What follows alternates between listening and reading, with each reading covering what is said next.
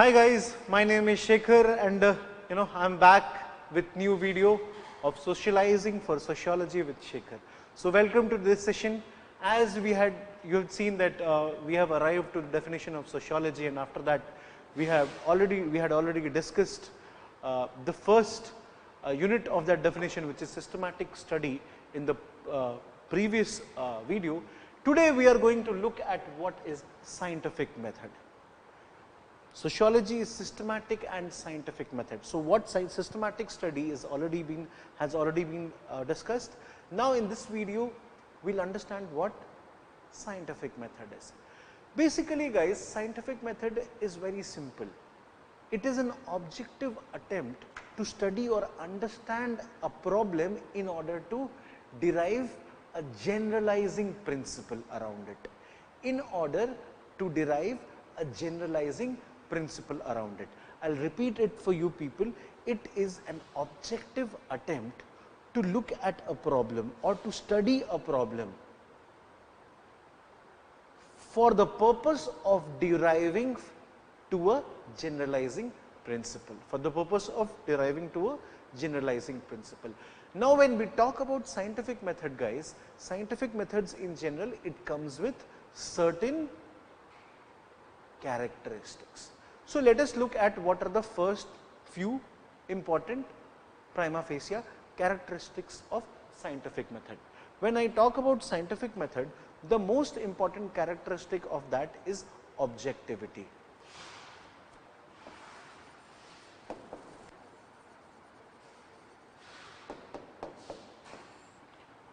Objectivity.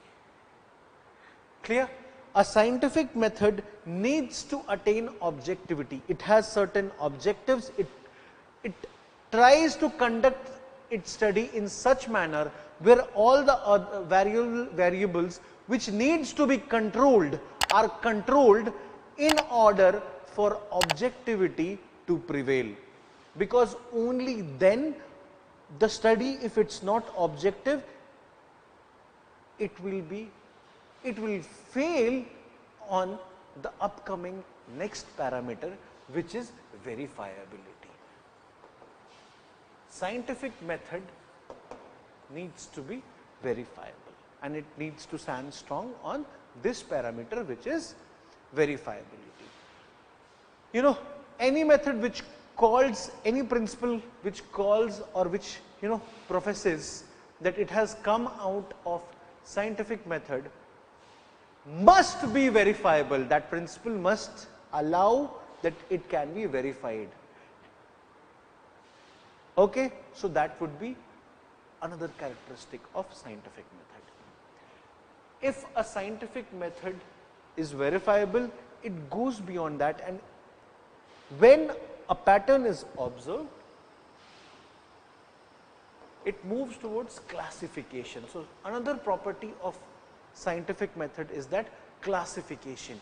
You look at phenomenon, you conduct your study, you look at phenomenon based on certain observations, you classify those phenomenon in scientific method. You can also do comparison. So, comparison is another characteristic of scientific method. That is why in sociology you see comparative method. Comparative method being used by positivists like Durkheim. Emile Durkheim had used comparative method, isn't it? So, comparison. There are other sociologists as well. I am just giving you example. What else sociology relies on? Sorry, what else scientific method relies on? Reliability. Reliability. And this reliability exists because cause and effect relation is developed by scientific method. So, reliability is the fifth feature or characteristic of scientific method, followed by cause and effect relation, development of, I shall call it development of cause and effect relationships. This leads to final predictability. It should be predictable in nature. predictability, and at last but not least, generalization. Ultimately, theorization has to be made, generalized principles have to be developed. So, generalization. This concludes the description of scientific method in sociology. So, I hope the characteristics and definition of scientific method is clear to you people. That is all for today. I will meet you, we will continue this series, we will discuss each unit of definitions of each unit's jargons, the sociological terms which appear in definition of sociology in future videos as well. So, in the next video, I will be taking social behavior. Okay? That is all for today. This is Shekhar signing off.